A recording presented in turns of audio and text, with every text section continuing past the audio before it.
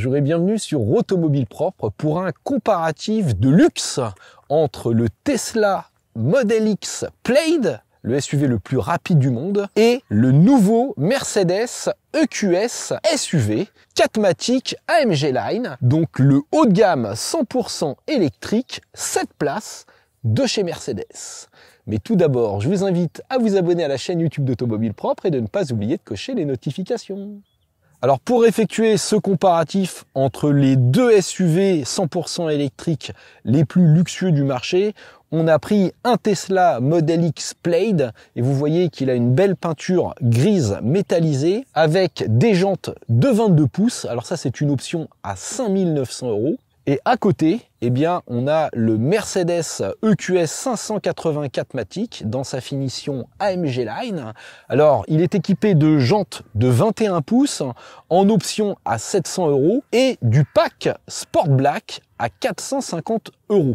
Côté dimension, le Tesla Model X mesure 5,06 m pour 2 mètres de large, 1,99,9 et 1,68 m de haut. Le Mercedes EQS, lui, est un peu plus long puisqu'il fait 5,13 m pour 1,96 m de large et 1,72 m de haut. Ces deux SUV reposent sur des châssis à suspension pneumatique, donc avec une garde au sol variable, mais le Mercedes EQS est légèrement plus haut, plus typé 4x4, alors que le Model X Plaid, lui, est plus typé sportif. Parlons maintenant des moteurs, électriques bien sûr, synchrone à aimant permanent dans les deux cas. Le Mercedes EQS, lui, a deux moteurs, un paresseux, alors que le Tesla Model X Plaid reçoit 3 moteurs, 2 à l'arrière, avec des rotors recouverts de carbone, et un à l'avant. En termes de puissance, l'américain offre quasiment le double de son concurrent puisqu'on va avoir 1034 chevaux pour environ 1400 Nm de couple, alors que le Mercedes EQS se contente, pourrait-on dire, de 544 chevaux pour 858 Nm. Ces deux moteurs sont alimentés par des batteries au lithium-ion, très gros pack de batterie. On va avoir 108,4 kWh de capacité nette dans la Mercedes et 95 kWh dans la Tesla Model X. C'est entre 95 et 100 kWh puisque Tesla ne communique jamais exactement la capacité de ses batteries. Regardons les deux coffres de ces grands SUV de luxe qui bénéficient tous les deux d'un grand haillon électrique motorisé. Alors, le Tesla Model X Plaid n'est disponible qu'en 6 places. Il faudra prendre une version grande autonomie pour avoir une configuration 5 ou 7 places en option. Le Mercedes EQS SUV est lui disponible en version 5 ou 7 places. Pour avoir 7 places, c'est 2600 € supplémentaires. Et concernant les volumes, eh bien, on se rend compte tout de suite que le Tesla Model X est beaucoup plus volumineux. On a un double fond qui est immense, donc qui va permettre de mettre pas mal de bagages, même quand on est à 6 ou à 7. On a également davantage de largeur derrière les passages de roues, ce qui permettra de mettre des clubs de golf ou une poussette beaucoup plus facilement que dans l'EQS. Et on va avoir aussi davantage de profondeur. Vous voyez aussi que la découpe du haillon est beaucoup plus inclinée, donc on chargera plus facilement des gros objets. Donc le Model X a un plus grand coffre arrière, et en plus, il a un immense coffre à l'avant, un frunk de 183 litres. Donc vous pourrez mettre des valises, des bagages. L'EQS SUV n'a rien du tout, pas de frunk. On ne peut même pas ouvrir le capot. Donc il faudra utiliser la petite trappe sur le côté pour mettre du liquide lave-glace. À l'arrière de ce Mercedes EQS SUV, on est très bien installé. On a une banquette en cuir confortable. Ces sièges en cuir bénéficient d'une fonction chauffante et de réglage électrique. Donc là, on a les réglages de clim séparés, clim automatique, on est sur une 5 zones. Et ici, on a deux petites prises USB-C. On a autant d'espace aux jambes que dans le Model X. En revanche, on a 5 cm de moins en largeur au coude et ça compte. Ça veut dire que si vous avez une banquette sur un Model X grande autonomie, vous pourrez tenir plus facilement à 3. Ici, la place centrale, c'est une place de dépannage. Ça, c'est dur. En plus, on a l'accoudoir. Alors, l'accoudoir, il est magnifique. Il fait partie du pack confort avec le chargeur à induction et les petits coussinets derrière, pack confort à 1200 €. Maintenant, il est beau, hein. On a de la petite feutrine ici. Et à la troisième rangée du Mercedes EQS SUV, eh bien, j'ai assez d'espace avec mon 1,77 m. Je suis assis bas quand même, avec les genoux hauts. Mais bon, globalement, j'ai mes petits accoudoirs, petite prise USB-C de chaque côté, double prise, porte-gobelet, petite vitre. J'ai même des bus de ventilation et on a une banquette donc ajustable électriquement avec ce petit bouton. Donc là, vous voyez, je l'avance pour pouvoir sortir. Maintenant, l'accès est un petit peu étroit, hein, même si les portières, voilà, même si les portières sont longues. Hop, pour sortir ou rentrer, hop, vous voyez, puis la portière elle est lourde. Donc l'accessibilité est pas terrible. Maintenant, on tient quand même à 7. Installons-nous à l'arrière du Model X. Alors on peut ouvrir les Falcon Wing avec le téléphone si on veut, ou comme ceci manuellement. On s'installe dans les sièges individuels et on est bien dans ces sièges individuels. Donc on a des réglages électriques hein, comme chez Mercedes, inclinaison. Ce sont des sièges chauffants également, comme chez Mercedes. Seul bémol, c'est qu'on n'a pas de vide-poche dans les contreportes, pas de rangement ici. On a juste deux petites prises USB et un bel écran central en revanche de série qui permet de régler sa climatisation, qui permet également d'accéder à YouTube, Twitch, etc. On a plus d'espace au coude que dans le Mercedes EQS et on a une garde au toit qui est tout à fait raisonnable. Donc le toit n'est pas ouvrant, mais il est quand même panoramique au-dessus des passagers et surtout on a un immense pare-brise à l'avant. À l'arrière du Model X, eh bien on est pas mal aussi. En revanche, c'est beaucoup plus étroit que dans le Mercedes. Vous voyez ici, c'est quand même assez encombrant. On n'a pas d'accoudoir. On a juste des petites buses de ventilation. Ça manque aussi de rangement, même si on a des prises USB-C ici avec des porte-gobelets. La banquette est plutôt confortable et on a un peu plus de garde au toit que dans le Mercedes puisqu'on est derrière le montant. Donc ça, c'est bien, vous voyez. Et puis, autre point fort, eh bien, on peut avancer les sièges assez facilement avec ces boutons-là. Siège électrique également. Et une fois qu'ils sont avancés à fond, eh bien, vous voyez, l'accessibilité est impeccable pour sortir comme pour rentrer. À l'avant du SUV allemand, on a une présentation qui est vraiment impeccable. Encore une fois, c'est un ton au-dessus de Tesla en termes de qualité de fabrication. On a un éclairage soigné, on peut faire varier ses compteurs, on a plein de dessins possibles. Le volant est très agréable à prendre en main avec des palettes. Donc là, on a le pack AMG Line à 1500 €. Vous voyez qu'on a des applications, on a le Alcantara ici, un magnifique carbone. Côté rangement, on est gâté aussi. On a un grand bac central avec deux petites prises USB-C, avec chargeur induction, autre chargeur induction ici avec accoudoir très profond, boîte à gants petite en revanche, petite boîte à gants mais avec de la feutrine partout. Et au niveau des assises, eh bien on a des vrais sièges en cuir, chauffant et ventilé, qui offre un très bon niveau de confort, mais un petit peu moins de maintien latéral que dans le Model X. Et au niveau du système multimédia, vous voyez qu'on a cet immense écran hyper screen avec des graphismes soignés, c'est très fluide, hein, c'est vraiment très très bien, de bonne qualité. On a un menu central ici qui permet d'accéder à différentes applications et vous voyez qu'on a Apple CarPlay, Android Auto, ça fait défaut chez Tesla. Et à droite, on a un autre écran pour le passager avec un capteur de poids sur le siège, donc il ne s'allume que quand il y a un passager. Et vous voyez qu'on a toutes les applications de la voiture et on peut même mettre la télé, c'est une option à 1300 €. Il faut appuyer sur Média ici et vous voyez, c'est magnifique. Par contre, dès que le conducteur va tourner la tête, ça va couper l'écran en roulant, c'est très sensible. Autre point fort, on peut bénéficier, voyez, d'un affichage tête haute moyennant 1100 € qui va pouvoir se refléter dans le pare-brise. Passons dans la Tesla. À l'avant du Model X Plaid, eh bien, on est tout de suite impressionné par ce volant yoke que j'apprécie pas spécialement. On peut le remplacer par un volant rond traditionnel, hein, donc c'est au choix. On bénéficie ici en option à 2400 € de l'intérieur beige avec application en carbone. Alors c'est pas aussi beau comme carbone parce que c'est un carbone mat que chez Mercedes avec du carbone brillant, mais c'est pas mal quand même, hein. Même chose pour ces parties-là, c'est du 6 mm mais de très très bonne qualité. Bref, la finition est très bonne, c'est la qualité de fabrication qui laisse à désirer, c'est-à-dire les assemblages de panneaux de carrosserie. Il faut bien faire la différence entre les deux. Côté rangement, bah, c'est pas mal. On a des vides-poches qui sont corrects avec un recouvrement simili-cuir. On a ces deux chargeurs à induction qui sont bien. Ici, une grande boîte à double étage avec deux prises USB au fond. C'est très profond. Même chose ici.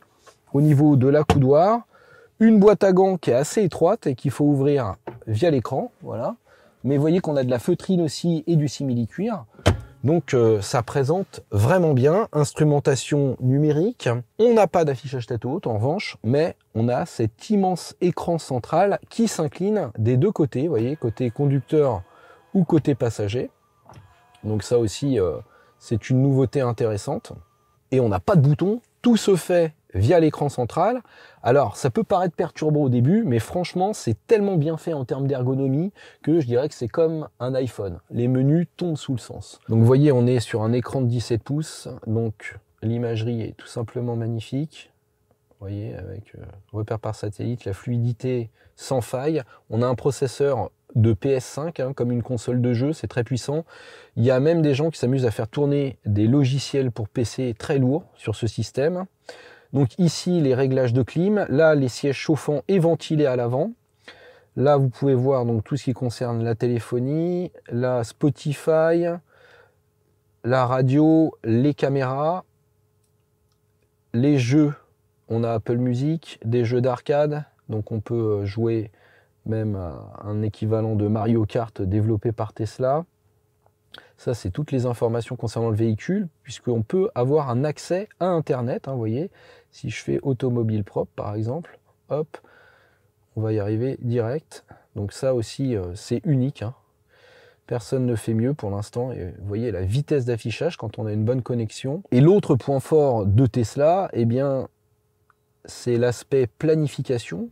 On a accès donc à tous les superchargeurs, mais également, vous voyez maintenant, on a Total Energy, Sigef, etc. On a aussi les autres points de charge différents.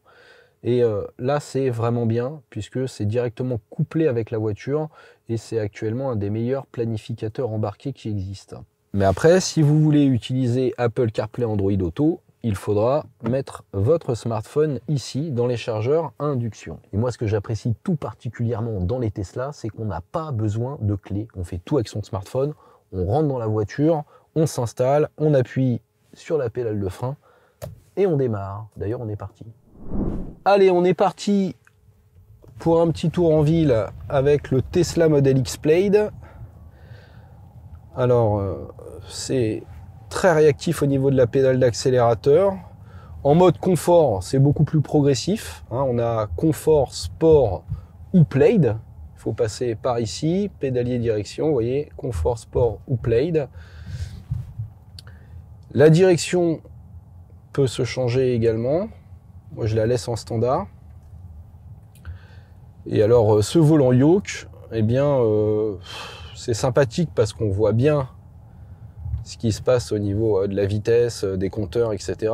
Mais le problème, c'est que dès qu'on fait des manœuvres, c'est un peu perturbant. Moi, je préfère un volant rond traditionnel. L'autre gros défaut du Model X, eh bien, c'est son gabarit. Hein. Il est très large, on l'a dit. Les clignotants, pareil. C'est pas très pratique. Et le rayon de braquage, eh bien, compliqué, puisqu'on va être à 12,3 mètres de diamètre de braquage. En termes de confort de suspension, c'est plus ferme hein, que dans le Mercedes EQS, puisqu'on a des pneus avec des flancs plus bas, surtout sur ce modèle équipé de jantes de 22 pouces, je déconseille. Hein. C'est une option qui est chère, qui va nuire à l'autonomie, qui va nuire à la consommation. Par contre, on a beaucoup de freins moteurs, et ça va jusqu'à l'arrêt. Mais on ne peut pas régler ce freinage régénératif, ça c'est dommage. Et dès qu'on arrive, vous voyez, sur des revêtements avec un petit peu de gravier, etc., on entend tout ce qui se passe au niveau des passages de roues. On entend aussi un petit peu les suspensions travailler. Bref, vous l'avez compris, ce Model X Plaid n'est pas franchement un urbain accompli. Alors en ville, avec ce Mercedes EQS, on est quand même plus à l'aise qu'avec le Model X. Pour une raison très simple, c'est que même s'il est plus long, il est moins large et surtout il braque beaucoup mieux. Donc là, regardez, c'est bien étroit. Vous voyez la petite ruelle là, je vais la tenter. Quand on fait marche arrière, on a la caméra, plus la vue à 360, donc ça c'est bien, et ça manque au Model X. Et surtout, on a des roues arrière directrices. Donc là, vous voyez, hop, je fais ça, et la voiture, eh bien, offre un diamètre de braquage de 11 mètres. Donc 1,3 mètres de moins que le Model X, qui est pourtant quasiment 10 cm plus court. Et ça, je peux vous dire que dans nos villes européennes étroites ou nos petits villages comme ça, eh bien, c'est un avantage considérable. Alors, la visibilité vers l'avant avec le petit pare-brise est moins agréable que dans le Model X. Mais en revanche, on a le toit vitré panoramique qui nous apporte quand même de la lumière. Allez, dodane. Oh, bah, même en mode sport, ça va bien. Je vais me mettre en mode confort. Alors là, ça a tendance à davantage trépider en mode confort. C'est un peu le défaut souvent des voitures qui sont un peu trop souples. Et puis alors là, pour le coup, on sent qu'on a du mouvement de caisse, même à 30-40 à l'heure. C'est vraiment très très bateau, quoi. C'est un navire étoilé. L'autre point fort très agréable de cette Mercedes, eh bien, c'est la possibilité de moduler son freinage régénératif avec les palettes. Donc on a un mode D-, D, récupération normale, D+, aucune récupération, ou D auto. Mais alors D auto, elle va faire varier le freinage régénératif et honnêtement, je déteste ça, c'est extrêmement perturbant parce que parfois la pédale de frein change de consistance. Je préfère le mode D- du coup, qui va offrir une forte récupération. C'est marrant parce qu'on a vraiment une position beaucoup plus dominante. On sent qu'on est beaucoup plus haut que le Tesla Model X. Et d'ailleurs, on a un mode off-road. Vous voyez qu'on appuie ici. Allez, on arrive sur une petite route de campagne avec notre Model X Plaid. Je me suis mis en Plaid justement. Et bon. Voilà, on va s'arrêter là parce qu'on est sur route ouverte. Mais c'est pour vous dire que ça vous déboîte les cervicales, tout simplement. Alors le 0 à 100 est abattu en 2 secondes 6, c'est 4 secondes 6 sur le SUV EQS. Donc il y a une grosse différence, c'est 2 fois plus rapide à l'accélération, c'est des performances de supercar. Maintenant, c'est pas tout à fait exploitable au quotidien tous les jours, c'est bien pour emmener la famille, les amis, leur faire un tour de Space Mountain. Et ça filtre bien, la voiture est bien campée sur ses appuis. Même avec du taille basse et du 22 pouces, ça tape pas. Maintenant, on entend travailler le mobilier, la carrosserie, on sent que ça manque de rigidité par rapport à la berline. Ça freine fort. En plus, on a du freinage régénératif. Mais en usage ultra sportif, on va vite arriver au bout de ces freins. Alors, il faut savoir que le modèle que j'essaye a des plaquettes standards. Les prochains modèles qui arriveront en Europe bénéficieront de plaquettes renforcées, donc avec une meilleure résistance à la chaleur et davantage, on va dire, de mordant. Ce sera pas du luxe. Je dirais que c'est le défaut majeur de la Tesla Model S. Et là, c'est renforcé parce que on va avoir presque 300 kg de plus. Et nous voici au volant de l'EQS SUV sur petite route, donc. Ouf! Ça marche bien quand même, 544 chevaux et 800 Nm de couple. Ouais, ça réagit bien. Et c'est marrant, on dirait qu'on a un V8. Ils ont mis un bruit dans les enceintes. Ça fait penser à un V8, on se croirait dans un Classe G V8. Le véhicule est plus haut, plus étroit, avec des pneus à flanc plus épais. Donc une suspension également plus souple. Mais la voiture est aussi beaucoup plus confortable. Et on entend surtout beaucoup moins les suspensions travaillées, on entend moins les bruits de roulement, on a aussi moins de bruit d'air. Bref, c'est très feutré, c'est un carrosse. La direction est plutôt agréable, bien calibrée. Je vais prendre les freins. Ah, ça freine bien quand même. Ça freine pas mal. Le freinage de série me paraît plus sécurisant. Il faudrait mesurer les distances de freinage, mais ça me paraît quand même plus sécurisant que sur le Model X. D'autant plus qu'on va pas avoir la même capacité d'accélération. Maintenant, encore une fois, attention au poids. 2800 kg, ça commence à faire une belle enclume. Allez, on accélère sur voie rapide avec notre Mercedes SUV EQS 580. Et là, vous voyez, on s'insère tranquillou, minou. 544 chevaux, ça suffit amplement au quotidien, d'autant plus que ce SUV peut prendre 210 km/h de vitesse de pointe, ce qui est amplement suffisant. Donc c'est pas le Space Mountain, mais ça marche très bien quand même et c'est vraiment plaisant à l'usage. Au niveau des aides à la conduite, le régulateur de vitesse actif est vraiment exemplaire. Que ce soit les commandes sur les branches du volant qui sont évidentes, faciles à utiliser, ou la bonne gestion, on va dire, du maintien de ligne. La voiture aussi jamais, là vous voyez, je peux légèrement lâcher les mains et vous voyez, elle va prendre la courbe mieux que si je l'avais fait moi-même avec le volant, voilà. En plus, j'ai l'affichage tête haute, je domine bien la route. La voiture offre un silence monacal, que ce soit en termes de bruit de roulement comme de bruit d'air. Là, vous voyez, elle passe toute seule à 130 avec la lecture des panneaux de signalisation. Alors, il y a deux choses que j'apprécie énormément. C'est le raccourci pour l'indicateur de limitation de vitesse, qui est extrêmement pénible. Et je pense que l'ingénieur qui l'a développé savait que c'était pénible, donc il a mis un raccourci ici. Et je trouve ça génial. Et l'autre chose que j'apprécie beaucoup, c'est de pouvoir à la fois avoir le pourcentage de la batterie et le kilométrage restant, ce qui n'est pas le cas dans la Tesla. Alors selon les données constructeurs, la voiture peut parcourir 511 km d'autonomie WLTP et ils annoncent 23,3 kWh au 100 de consommation moyenne, du moins sur une configuration haut de gamme avec des jantes de 21 pouces comme celle-ci. Dans la réalité, je dirais que les 23.3, ce sera vraiment en mode éco, en roulant très sagement à 110, 120. Vous ferez plutôt, je dirais, du 27 kWh au 100 sur autoroute à 130, voire 30 kWh au 100 si les conditions sont un peu fraîches. Mais au final, ça consomme quand même plus que le Model X, même si on a moitié moins de puissance. Allez, une petite rampe d'autoroute en Tesla. On va quand même se mettre un petit mode Plaid. Voilà, 1, 2, 3, soleil. Bonzaï! Ouais, c'est toujours aussi impressionnant, même quand on l'a fait 50 fois. Allez, on va doubler le camion. Chic. Ouf! Je sais pas si vous avez vu le 90-130. Waouh! Quel pied! Alors, je vais mettre le régulateur de vitesse. Donc, première pression, voilà, c'est 130. Je vais réguler avec la petite molette. Donc, c'est vachement bien en termes d'ergonomie.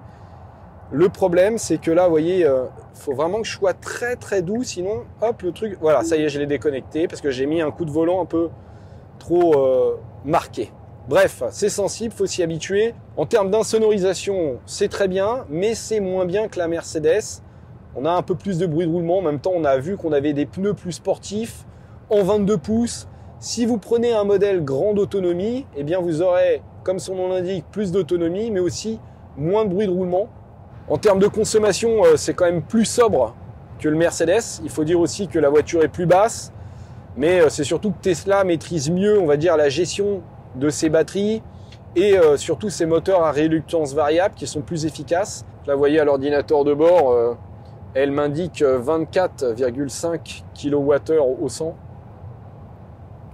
Sachant que c'est une consommation sur 90 km essentiellement sur voie rapide et avec quelques accélérations, vous voyez, comme j'ai fait là en sortie de station-service ou en sortie de péage. Le constructeur annonce 543 km d'autonomie WLTP avec les jantes de 22 pouces contre 511 pour la Mercedes en 21 pouces. Donc déjà selon les normes WLTP, la Tesla est moins gourmande. Et dans les faits, moi j'ai constaté une différence en faveur de la Tesla oscillant entre 3 et 5 kWh au 100. Donc tout est mieux travaillé, l'aérodynamique, les moteurs, la gestion des batteries. Et l'autre gros avantage, c'est l'accès au réseau de superchargeurs. Même si les superchargeurs deviennent accessibles aux autres utilisateurs de plus en plus, le fait d'avoir le réseau Tesla qui est le plus développé au monde, c'est vraiment un confort d'utilisation.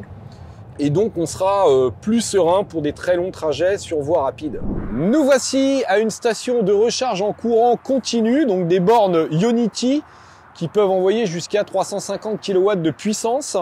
Alors le Tesla Model X lui accepte jusqu'à 250 kW, alors que le Mercedes EQS SUV est lui bridé à 200 kW, ce qui est déjà très bien. Maintenant, c'est des valeurs qui sont tout à fait correctes pour voyager.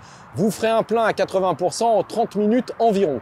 Sur du courant alternatif, des bornes standards, eh bien vous avez un chargeur 11,5 kW dans le Tesla et vous avez un chargeur 11 kW dans le SUV Mercedes, mais vous pouvez prendre un chargeur 22 kW en option chez Mercedes. Ça, c'est quand même un avantage. Autre point intéressant, ce sont les applications de ces deux véhicules, que ce soit chez Mercedes ou chez Tesla. On a des applications qui sont plutôt bien faites. Alors Tesla va être plus efficace pour l'ergonomie, la vitesse d'utilisation, et puis pour ouvrir ses portières et intervenir sur le véhicule. Mercedes, lui, va être plus efficace pour vous donner des informations sur la voiture, comme la consommation par exemple. Et concernant les tarifs, eh bien comme d'habitude, Mercedes bat tous les records, puisque ce SUV EQS 580 4MATIC est facturé 167 750 € hors option, ce qui nous fait 181 300 € avec les options de notre modèle d'essai. Donc là, ça bat tous les records. On est quasiment 25 000 € de plus que le Tesla Model X Plaid, qui offre pourtant le double de puissance quasiment. Donc encore une fois, eh bien Tesla est particulièrement bien placé en termes de rapport prix-prestation, même dans le monde du luxe, et même si en effet l'image de marque Mercedes reste ce qu'elle est, et que le réseau de concessionnaires Mercedes est plus développé que celui de Tesla. J'espère que cette vidéo vous a plu. Je vous invite à vous abonner à la chaîne YouTube d'Automobile Propre, et je vous dis à très bientôt. Ciao!